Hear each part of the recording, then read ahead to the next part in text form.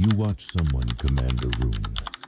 They say very little, but when they speak, everyone stops, everyone listens, and long after the conversation ends, their words stay with you. Meanwhile, you talk. You talk a lot, and you watch people's eyes drift. The polite nods, the quiet planning of an exit. You're saying more, they're hearing less, and you can't work out why. It's not volume. It's not wit. It's not performance. It's weight. And weight comes from knowing when to speak, and when to stay completely silent. Most people think charisma is about addition. Say more. Be funnier. Fill every silence. But the Stoics understood something most men never learn. Attraction isn't what you add, it's what you remove. Stop performing. Stop chasing approval in every sentence. Stop patching silence with noise. The moment you stop needing attention, that's the moment you start commanding it. Today I'm going to show you 6 communication principles. Not tricks, not scripts, character, made visible through how you speak and how you choose not to. Number 4 is the one everyone gets completely backwards. If you're tired of talking without being heard, let's begin. 4 words. Watch what they do. Someone mentions they just started learning guitar. Most people immediately fire back with their own version of the same story. Oh, I played guitar in college. Let me tell you about my band. You should try the method I used. They hijack the moment. Walk through the door someone else opened, talking about their own house instead of exploring yours.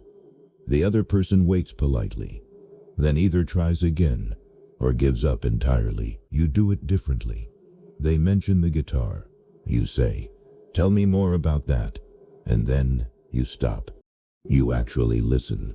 Not the shallow kind of listening where you're already building your response. Real listening, where you're genuinely curious about what comes next. Here's what happens. They light up. Because most people go their entire lives waiting for someone to actually want to hear what they have to say, not someone waiting for their turn. Not someone performing interest while thinking about something else.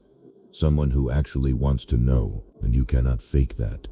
People feel the difference between performed curiosity and real attention the way they feel the difference between fake warmth and the sun. Here's what most people miss. They don't remember what you said in that conversation. They remember how you made them feel. Feeling heard is rare. Feeling like someone wants to understand you, not just wait for their turn to speak. That's even rarer. We have 2 ears and 1 mouth so that we can listen twice as much as we speak. Epictetus. Listening isn't passive. It's where real connection is built. You're not there to be impressive. You're there to be interested. And in a world where everyone is performing, genuine, unhurried interest in another person is magnetic beyond measure. Use those 4 words, mean them, and watch how quickly people seek you out for real conversation. 3 words most men are terrified to say. Someone asks your opinion on something unfamiliar. Your instinct is to fake it, manufacture something that sounds intelligent, wrap vague non-answers in confident language. Because admitting ignorance feels like weakness, like there's something broken in you for not knowing. But watch what actually happens when someone fakes it. You can feel the hollow quality of the answer, words arranged to sound right, meaning nothing. And now you're wondering, if they're willing to fake certainty here, what else are they faking? Can anything they say with confidence actually be trusted? Now watch the genuinely confident man face the same question. He pauses. I don't know. That's it. No apology. No explanation for why he doesn't know. No pivot to something he does know. Just 3 words, delivered calmly, like it's not a crisis, that there's something beyond his expertise. And immediately, you trust him more. Because a man honest about what he doesn't know is probably honest about what he does. I know that I know nothing. Socrates. This wasn't false humility. It was the recognition that wisdom begins at the boundary of your knowledge. Insecure people need to appear knowledgeable about everything. Secure men are comfortable with the limits of what they know, because their value was never tied to having every answer. Warning. Don't use "I don't know" as performance either. False ignorance followed by a paragraph demonstrating you know quite a lot. That's just manipulation with extra steps. When you don't know, say it.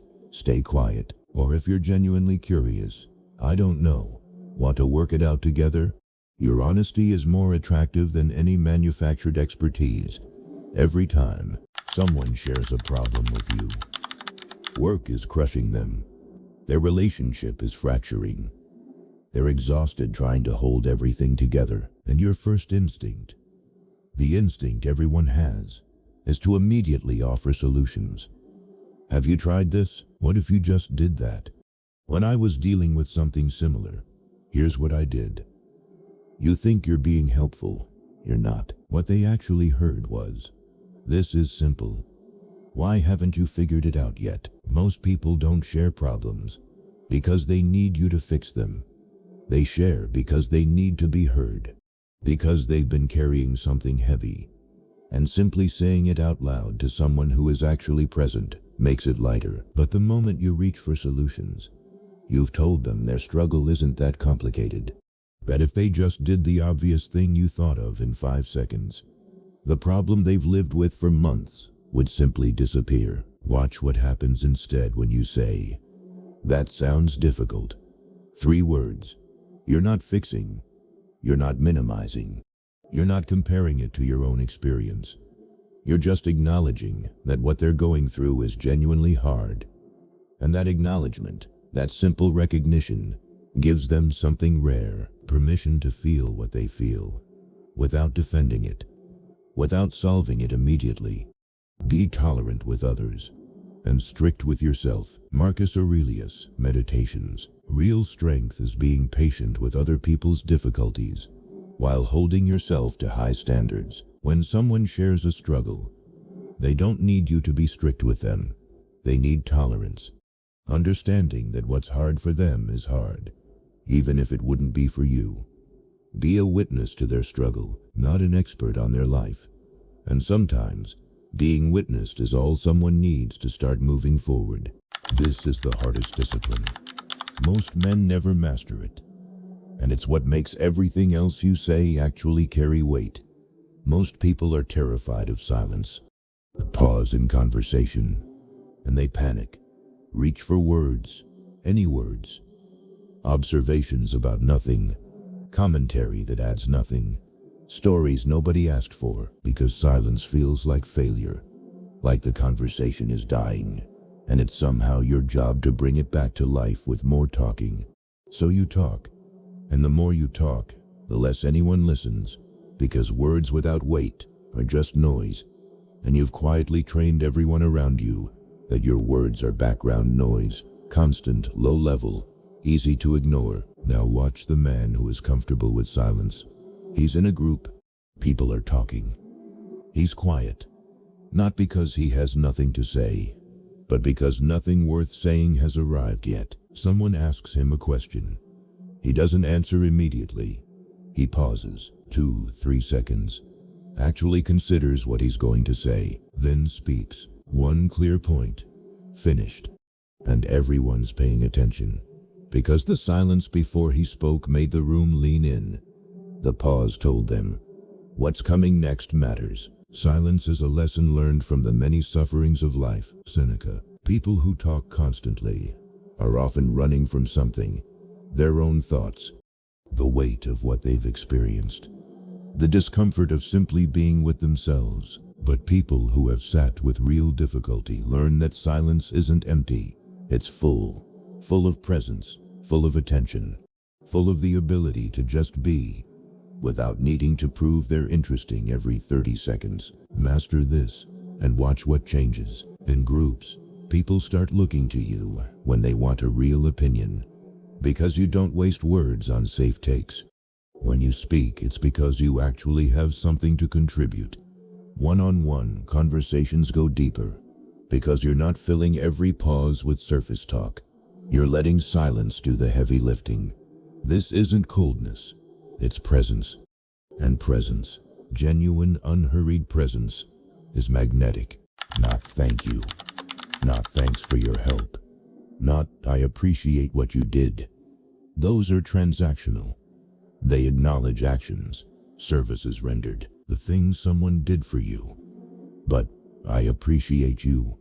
Those three words do something entirely different.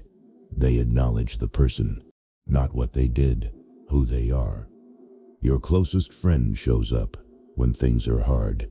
Again, like they always do. You could say thanks for being there, polite, correct. But it's still about the action, the showing up this time. Now say, I appreciate you. You're no longer thanking them for one moment. You're recognizing that they're the kind of person who shows up, always. That's character. And you're telling them, you see it. The world treats people as functions. At work, what they produce. At home, what they provide. Constantly measured by output. And somewhere beneath all of it, they're starving for someone to see past the doing and recognize the being. To say, I see who you are, not just what you've delivered. And who you are matters. When you arise in the morning, think of what a precious privilege it is to be alive, to breathe, to think, to enjoy, to love. Marcus Aurelius, Meditations. He started each morning thinking not about what people did for him, but about who they were. That practice of recognizing someone's existence, their character, their worth as a complete human beyond their utility, that's rare.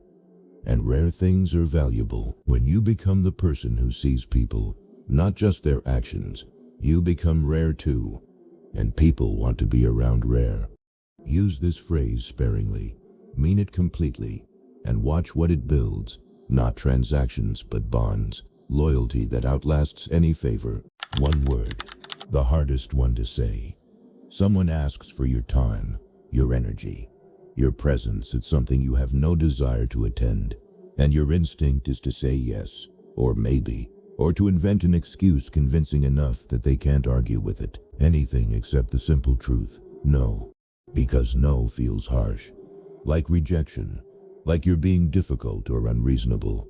So you say yes to things you don't want to do with people you don't want to see at times that cost you. And every time you say yes when you mean no, you teach people your time has no value, that you're available to everyone for everything, that your boundaries don't exist. Watch what this does over time. You become exhausted, resentful, overcommitted to things you don't care about, while having nothing left for what actually matters. Calendar full, life empty. And people don't respect you more for it. They respect you less, because someone who says yes to everything is signaling that their own time isn't worth protecting. And if you don't protect it, why should anyone else? Now watch the man who can say no. Someone asks, he pauses, actually considers whether he wants to do it. He doesn't. No, I can't. That's it. No lengthy apology. No invented story about being busy. No maybe next time that leaves the door open for future pressure. Just no. Simple, clear, final. The person asking might be surprised, might even be annoyed, but they respect it, because this man just demonstrated something rare. He knows exactly what his time is worth, and he protects it.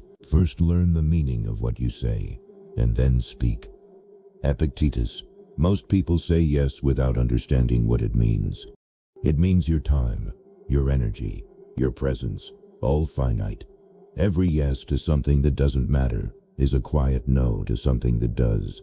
You just didn't say it out loud.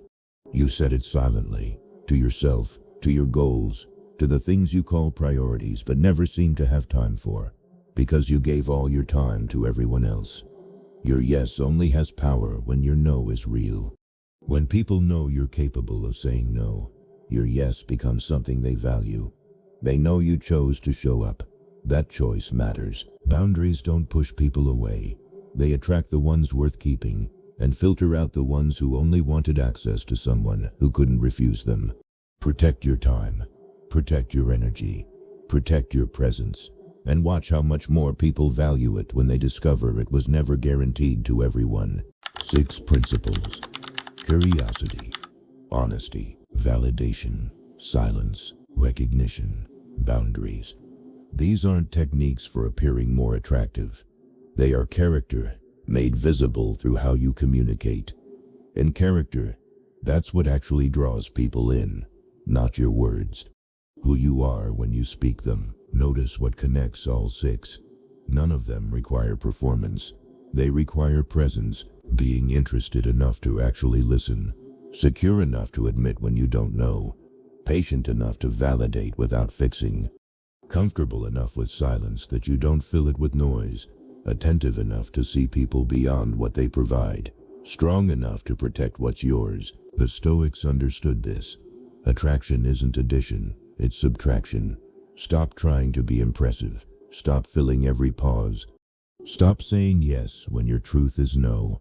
The moment you stop performing, that is the moment people start paying real attention.